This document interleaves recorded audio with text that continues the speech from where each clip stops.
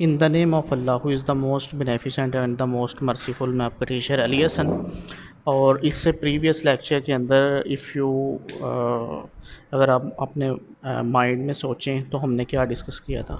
हाँ जी, स्पीड से बताएं जी। इससे प्रीवियस टॉपिक के अंदर हम लोगों ने साउंड वेव्स को डिस्कस किया था कि साउंड वेव्स किस तरह होती हैं और किस तरह जनरेट होती हैं। और उसमें क्या डिस्कस हुआ था जी, बोल लें ज़रा। हाँ जी, और उसमें ये डिस्कस हुआ था कि हमने दो एग्जांपल्स को डिस्कस किया था। उसमें गिटार की थी और दूसरी मेडिकल के रिलेटेड थी, डॉक्टर्स के रिलेटेड। तो आज के टॉपिक पे हम लोग डिस्कस करेंगे longitudinal nature of sound waves, कि इसको हम किस तरह यूज़ करते हैं और इसकी नेचर किस तरह की है। तो इसकी मैं first of all reading start करता हूँ। तो लिखा हुआ है जी, progression of sound waves produced by vibrating tuning fog can be understood by a vibrating tuning fog as shown in figure 11.6। तो ये अगर आप साइडों पे फिगर्स देखें ना तो तीन तरह की फिगर्स बनी हुई हैं। ये जो ये फिगर है, मैं इधर दिखा देता हूँ ज़रा आपको नज़र आ जाए। तो ये फिगर में देखें तो इसमें ए पॉइंट है, बी पॉइंट है और सी पॉइंट है। तो इसमें ए देखें, बी देखें और सी देखें। अब अगर फर्स्ट वाली फिगर में आप देखते हैं तो वो बिल्कुल यू शेप में है।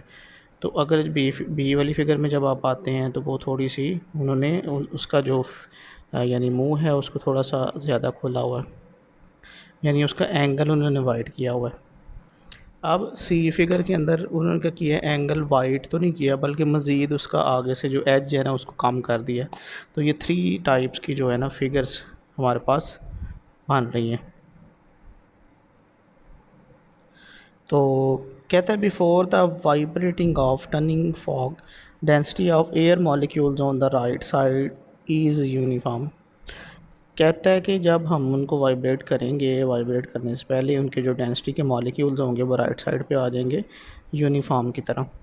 यानी यूनिफॉर्म का मतलब ये होता है कि एक जैसी स्पीड हो। मिसाल के तौर पर अगर जो वेव्स हैं वो ट्रैवल कर रही हैं तो वो यूनिफॉर्म यानी एक जैसी ट्रैवलिंग उनकी हो रही है। कहते हैं when the right prong of turning fork moves from mean position O to B. कहता है जब वो मूव होगा ओ से बी की तरफ तो position O to B it exert some pressure on the adjacent layer of air molecules and produces a compression. यानी वो कह रहा है कि जो यू शेप है ना उस पर थोड़ा सा प्रेशर आएगा। प्रेशर आने की वजह से बी की जो शेप है वो वाइड हो जाएगी और सी की शेप जो है मज़ीद कम हो जाएगी।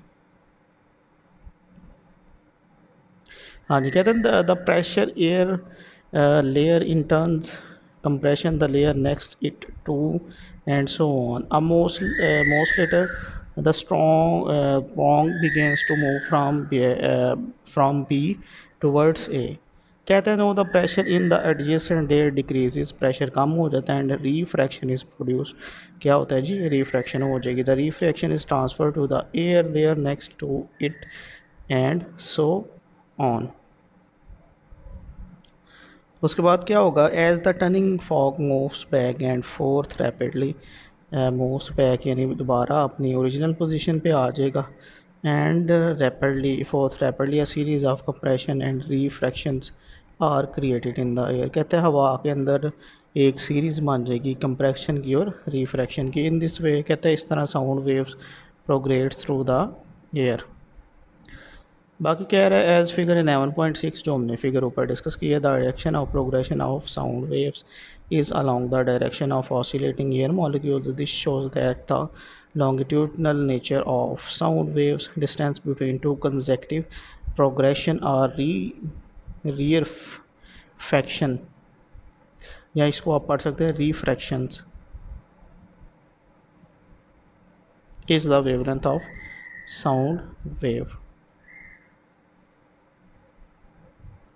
तो ये हमने बेसिकली डिस्कस करना था। मैंने वैसे आपको इसका पहले ही आपको बता दिया था कि आपने इसको किस तरह जो है करना है। इसमें मैंने बताया था कि तीन तरह की पोजीशंस आएंगी यू के अंदर। तो वेव्स जब उससे टकराएंगी ना तो हवा के अंदर जो है वो कंप्रेशन पैदा होगा, उसकी वजह से बी स्टेज के अंदर वो उसका एंगल वाइड हो जाएगा और सी जो फिगर है उसके अंदर उसका एंगल वाइड नहीं होगा बल्कि नैरो हो जाएगा मज़ीद।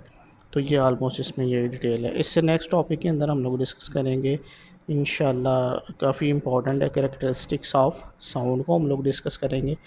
तो ये इम्पोर्टेंट टॉपिक है, इसको इंशाल्लाह अच्छे तरीके से जो है डिस्कस हम लोग करेंगे, कैरेक्टरिस्टिक्स ऑफ साउंड वेव्स का।